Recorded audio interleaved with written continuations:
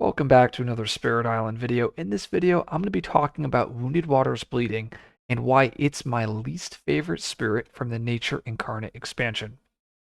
The Nature Incarnate expansion is Spirit Island's newest expansion that is going to release 8 new spirits to the game.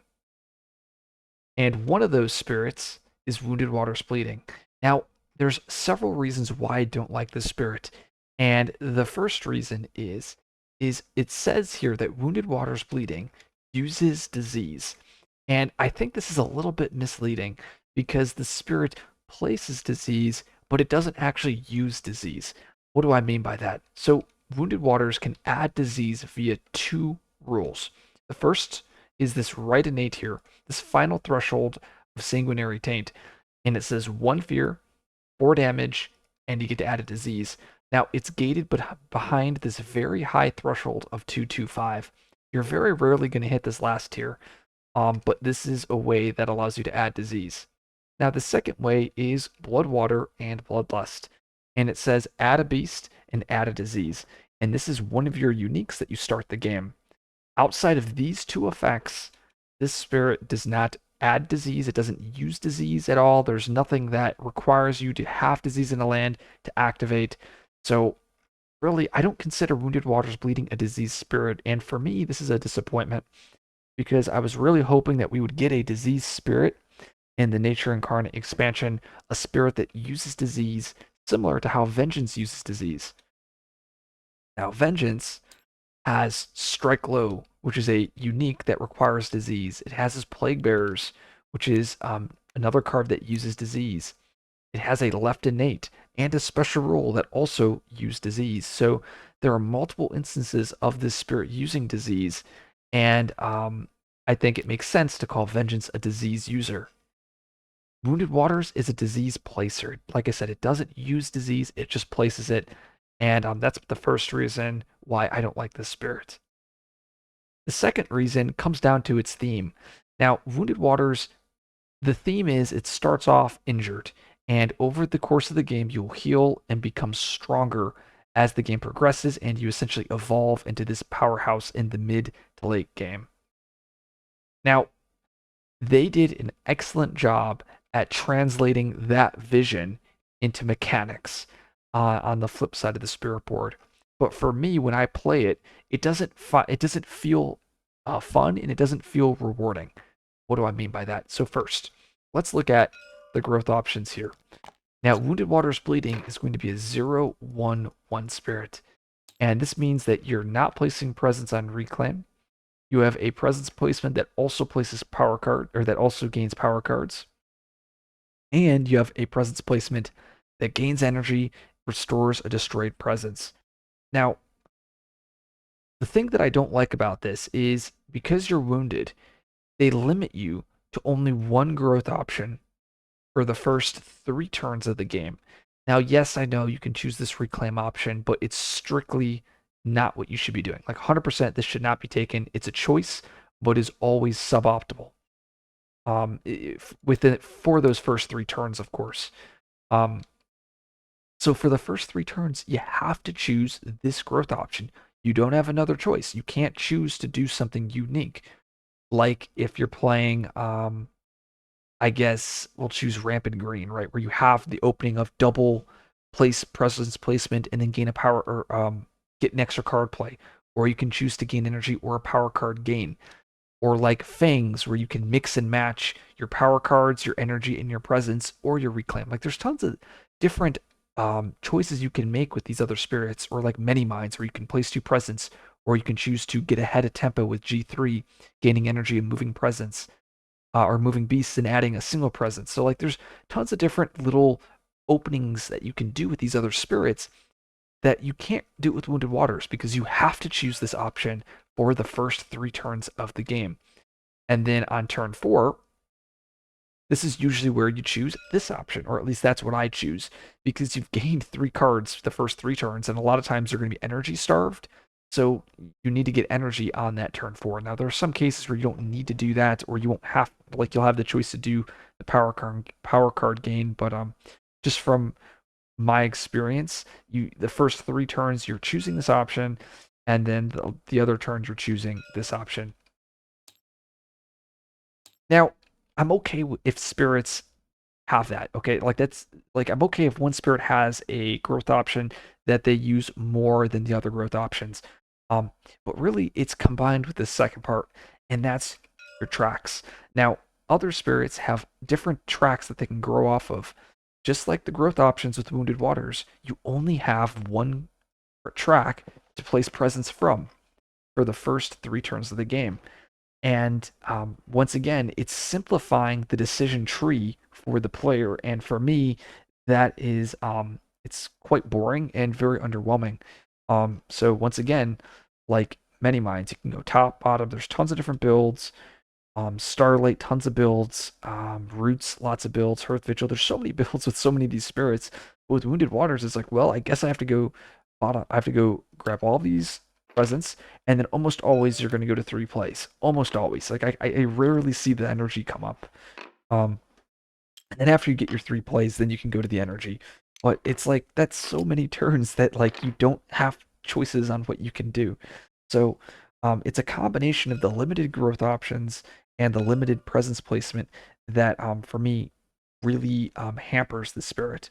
Now the next thing is underplaying.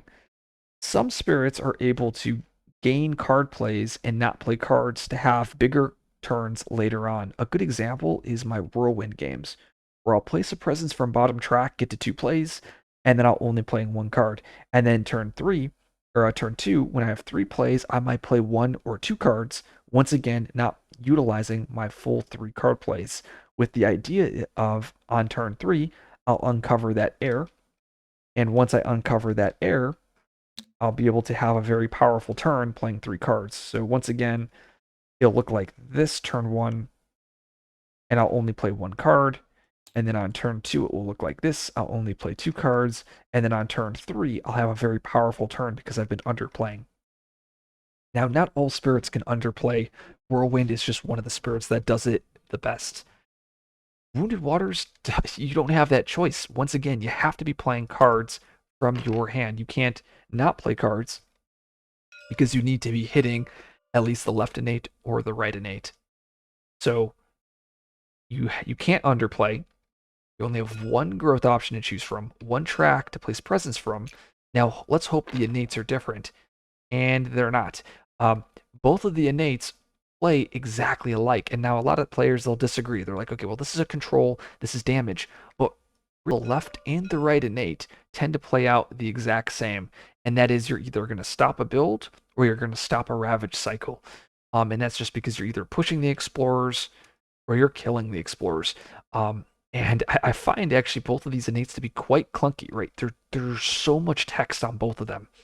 And a lot of players, they read it and they just get very, I shouldn't say confused, but they think they're doing a lot. But really, all you're doing is you're pushing stuff out of a land or you're killing stuff out of a land. And it's like, I don't know the exact word to describe it, but it's like, it's hidden. Like there's a ton of stuff on the board, but really what you're doing is very simplified. And hopefully I'm making sense with that statement. If not, leave write in the comments and maybe I can better explain myself.